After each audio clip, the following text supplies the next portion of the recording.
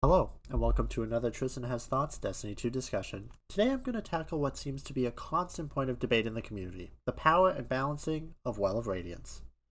I'll be honest in saying that this is a hard topic to cover. The issue with the current balance of the game and difficulty has so many factors it would be nigh impossible to talk about them all without this video going on for hours. I want to take some time to talk about an aspect I see few people bringing up, the viability of our other supers. Of course, I understand Well of Radiance is not a mandatory super to use, and a lot of people simply use whatever super they enjoy the most, but I think it is fair to discuss the current balance of our super roster. I also plan to take some time to discuss how the current Well of Radiance overshadows a lot of our current option when it comes to team buffing supers.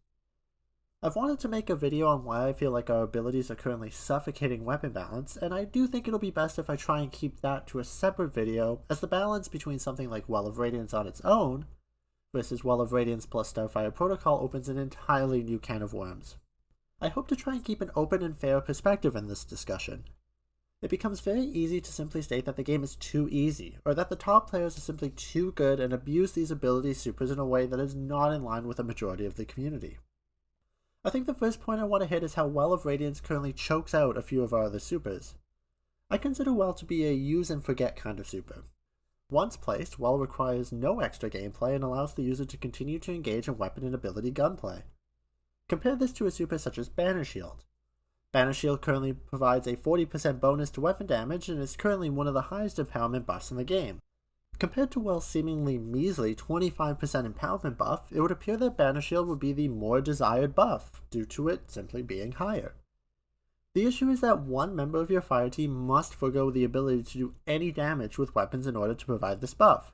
In a dungeon, a player using Banner Shield can provide an 80% damage buff to the party, 40% for the other two members of the fire team, whereas one player using Well can provide a 75% damage buff, 25% damage bonus for each of the 3 fire team members. The issue here is that the player using Banner Shield can contribute absolutely no weapon damage to keep the buff up for their other 2 teammates, whereas the user who drops Well of Radiance can continue to do damage as normal. What seems to be a large difference in the empowerment provided actually works to be a disadvantage for the team using Banner Shield. On a boss like Persis, the final boss of Spire of the Watcher, it actually takes bonus ability super damage, which makes a super like Banner Shield even worse. A Warlock in their own Well of Radiance will see an almost 90% increase to their own damage, as Well of Radiance converts weapon damage to super damage, meaning your Gallahorn shots will be doing much more damage. This means something like Banner Shield gets outclassed even more so. Another aspect is the need for damage-oriented supers to run specific exotics to make them viable.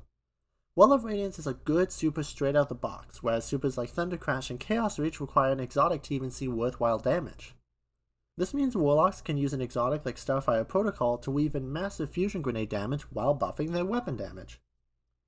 For the record, I understand Titans can currently do this on their Arc subclass with Touch of Thunder, Heart of Inmost Light, and Storm Grenades, but Warlock comes with the benefit of a drop and go super with a damage buff, healing, and damage resistance. Even Titan's Bubble is overshadowed by Well. With the damage resistance Well of Radiance provides, you can shoot a rocket at the Well sword and survive, whereas shooting a rocket into the Titan's Bubble will instantly kill you. Titans also can't carry their overshield outside of the bubble without using an exotic like Helm of St. 14. The point of these comparisons is to not necessarily advocate for an immediate nerf to Well, but to highlight how it strangles out some of our other supers. I think a positive change we could see is buffing the base damage of supers like Thunder Crash and Chaos Reach so that they are not only useful when paired with exotics that increase their damage or duration. This would allow Bungie to rework exotics like Cures of the Falling Star to be more interesting rather than a straight damage buff. Perhaps Cures could increase the duration and damage of the puddle left behind based on time spent in the air. I feel like the team that works on exotic armor could create some interesting effects for these pieces. I think another issue is how many ad clear style supers we have. Clearing ads generally can be achieved with any weapon, and very rarely is an ad clearing super required. I do appreciate Titan's Behemoth super as it brings the versatility of freezing ads and also creates stasis crystals which have a variety of effects depending on your fragments. I would love to see more light-based ad clear supers have some bonus versatility with the 3.0 verbiage. My main goal with this video is to highlight some of the inadequacies with our current super lineup. Whether you fall on the side that Well is too strong and should be brought down, or Well is the correct strength and other supers should be brought up, falls to you. I do think Well could see some aspects of it tuned down and still be a very good super, whilst simultaneously buffing what I feel are some underperforming supers. I don't think adding some more competition to Well is a bad idea either. What are your thoughts on Well? Do you think our current super lineup is fleshed out enough? Let me know your thoughts. Be sure to subscribe if you like this kind of content, as I upload daily. And remember, for every like this video gets, a capybara gets a big scritch.